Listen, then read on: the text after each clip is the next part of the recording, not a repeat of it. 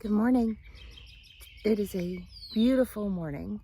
It's going to be up to about 90 degrees today and sunny. It doesn't look like they're calling for any more storms until tomorrow.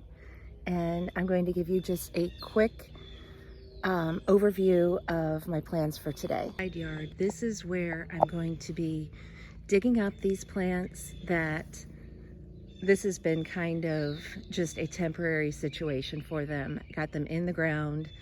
A lot of them were really wilted and struggling because it had gone from freezing temperatures to burning hot temperatures and storms, and they were having a rough time of it. But now they're all doing really well.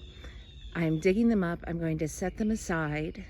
Some are going to be replanted in this side section, kind of towards the back of the property, and then I'm going to be planting like a wildflower field in through here up to the magnolia. Before I do any of that, sorry, I got sidetracked. I want to come up here in through. Oh my gosh, everything is so beautiful this morning. I want to come over here and just, this is where we were working yesterday. Beautiful. And I wanted to check on the rabbits, but I don't want to get too close. This is the rabbit's nest, and looking really closely.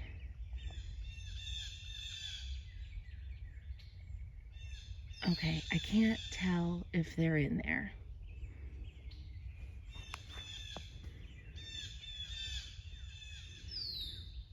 I don't see anything. Hold on.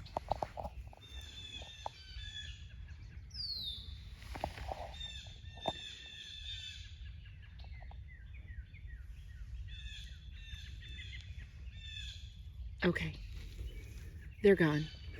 Okay, that's good actually, because it looks like their mother took them somewhere safe where they'd be protected. So that's a good thing. Because I really didn't want them to be abandoned, and I didn't want them to be hurt. So I'm glad they're gone, even though I wanted to check on them. I wanted to make sure they're okay. Now I know they're okay somewhere else. Over here, this is the other section that we were working yesterday.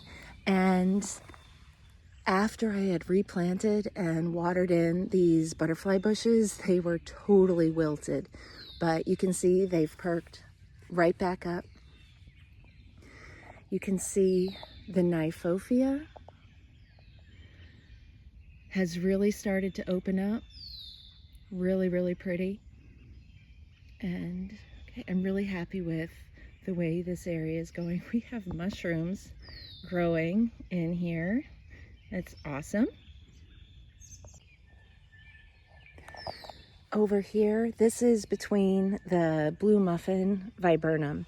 I have these, they're firefly peach sky yarrow, and they are gorgeous. They start off blooming this really pinky color, and then they start to fade and they turn more pale yellow, and then new blooms form. Or actually, I think it goes the opposite. I think when they start off, they're a really pale yellow, and then they turn into this peach. And they're doing really, really great. The viburnums are starting to recover. So they're recovering from the deer, but I can also see that there was a lot of insect damage. I don't spray with any kind of insecticides because we're right. I don't want to be harming any of the wildlife or the ecosystem out here. So, I mean, it wasn't the insects that nearly killed these plants. It was the deer, and I put in the deer and rabbit repellent, which is scent-based, and it just kind of deters them from eating the plants. And I'm not trying to poison anything. And so there's a lot of new growth coming on these, and I'm really happy with that. Okay, and also speaking of new growth, this is our front area by the road. These are the my Monet Weiglas. They were pretty damaged actually when they arrived, just because of the heat. A lot of dead leaves, and I don't think any of this damage that's on the plants right now has happened since they've been in the ground. And they'll have these like really purple, pale flowers in the spring, but mostly they're really pretty because they have this variegated foliage, which I absolutely love. We have a couple of weeds popping up in here, but not too many. Tons of my zinnias. It was zinnias, coneflower, strawflower, and foxglove in through this section, and they've taken beautifully. I might have to come in and thin them out at some point. A couple of sections seems pretty thick, and I was pretty mindful not to lay the seeds that thickly, but then as I watered them in, sometimes the seeds have a tendency to drift and collect in clumps.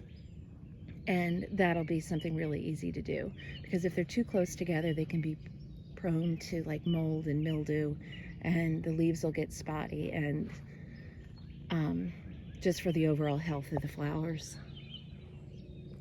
And so coming through here, the lavender is starting to bloom. These were very tiny lavender when I planted them, and they are all seeming to do pretty well.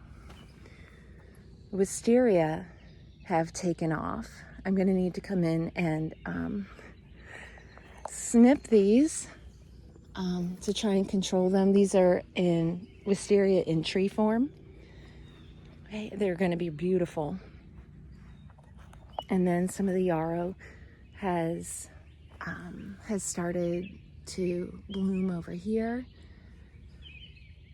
These are mostly the perennials that I had planted in the 4-inch pots, and some that I started from seeds over winter. And so far, everything is looking great. So a couple weeds coming in through here, but this is that ground ivy that we were fighting. And I'm gonna come and just hand pull all of this, and eventually it should stop coming back, or at least less. I mean, this is much less than we had to begin with. So looks like we're headed on the right track with that.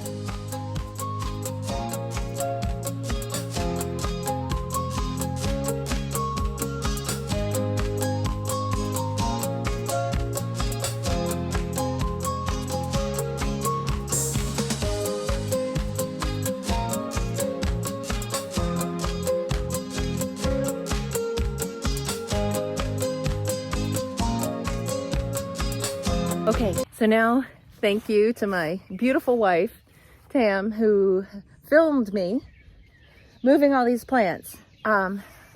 She just headed back inside, but as you can see over here,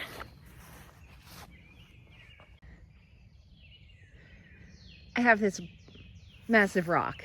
Okay, I am going to have to, I think, hand shovel around this rock and roll it somehow or another down to the end, like where the digging had stopped, down on that end.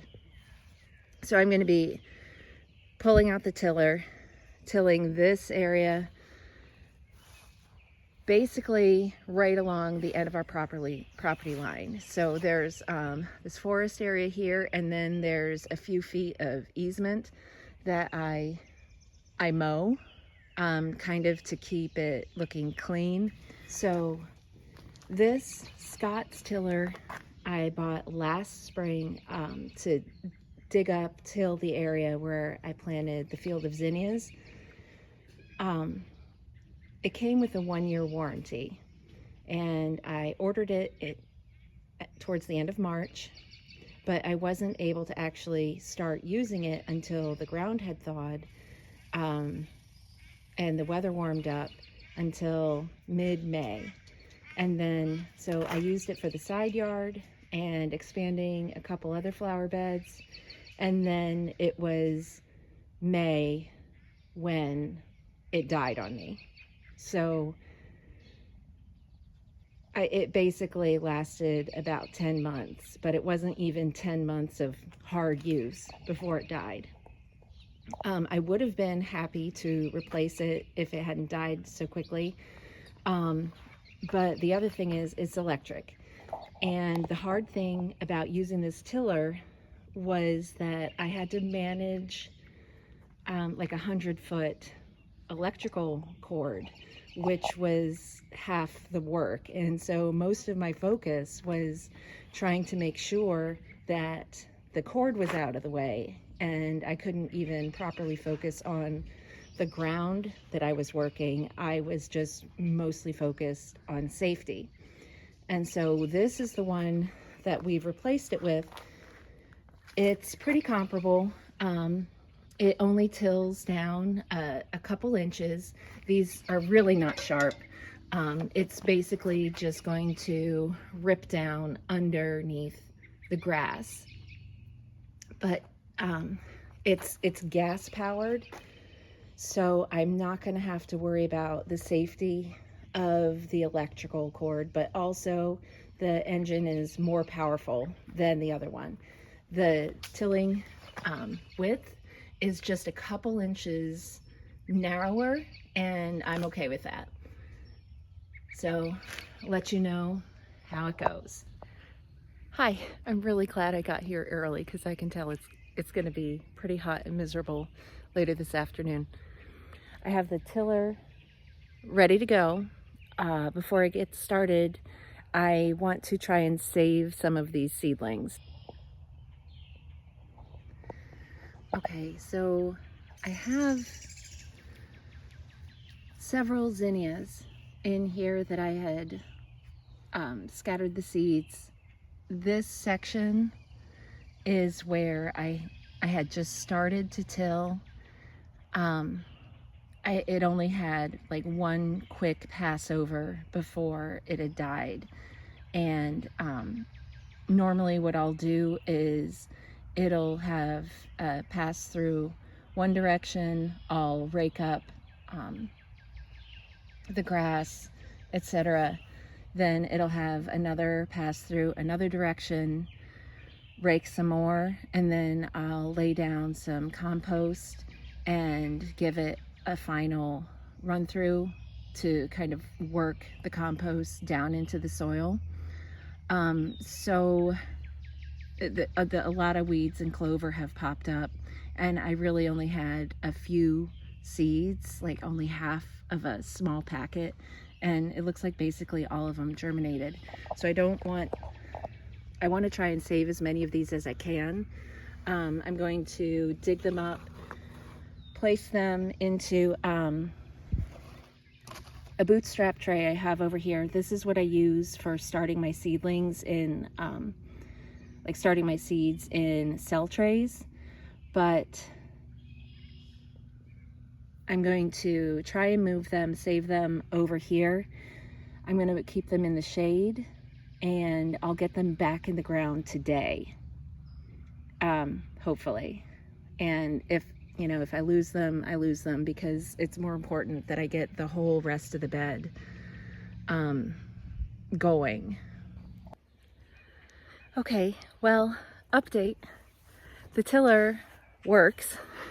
It does a really good job. It is really powerful. It is really hard to kind of control it and maintain it. I mean, it has a safety switch. The tines don't rotate unless you have a grip on the handle. So if you lose your grip on the handle, it automatically stops. But let me show you what I've done so far. All right, so I started at the magnolia. I wanted to give it a clear, defined outline. Here on the slope, it was very hard to manage. I want to kind of make this a nice smooth curve down around, and I got all the way up through here. Oh my gosh, it was really hard. I am dripping with sweat. I had sweat dripping on the inside of my sunglasses. It's getting hot and humid, and my fingers are like buzzing, vibrating from the vibration of that tiller, but it definitely was doing a much better job than the old one. Like, you can see clearly it dug through, it cut through everything beautifully. And this is going to be so easy to rake through after the rest of it's done. But it definitely is not going to be a one-day job. I'm going to have to do this in small increments. But it is getting done, and it's getting, I mean, it's doing a really good job. So I need to take a break, and I'm going to be coming back out here, and I'll just do chunks at a time. Okay, I reached a good stopping point for this wildflower field. I finished tilling about a quarter of it, between a quarter of it and a third of it.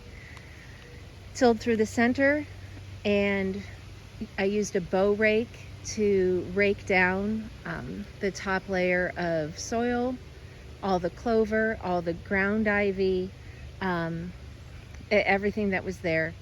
And then I've come through with a perennial species mix. It's by a company called Family Sown. It's an American company. So these aren't seeds coming in from overseas. And what I like about it is that it clearly lists on the back of the package exactly what flowers are in here. And yarrow, columbine, aster, daisies, cornflower, blanket flower, gay feathers, lupin, primrose, and black-eyed Susans are all flowers that I also have at other places on the property. So as long as the seeds that are contained in here are what's listed on the package, then I feel really good about it. Because these are perennial, they're not going to be blooming this year. So towards the back of the bed, I also scattered the last of my sunflower seeds, some cosmos seeds, to maybe give it some height and color towards the end of this growing season. But I'll be coming back out here working a little bit at a time over the next few days, and we'll keep you updated. Thank you for stopping by. I was just out here watering, and this cutie pie just hopped out, startled me a little bit because of all the rustling. But this looks like one of the babies that I discovered the other day. Happy and healthy. Maybe a little mad because now she's wet.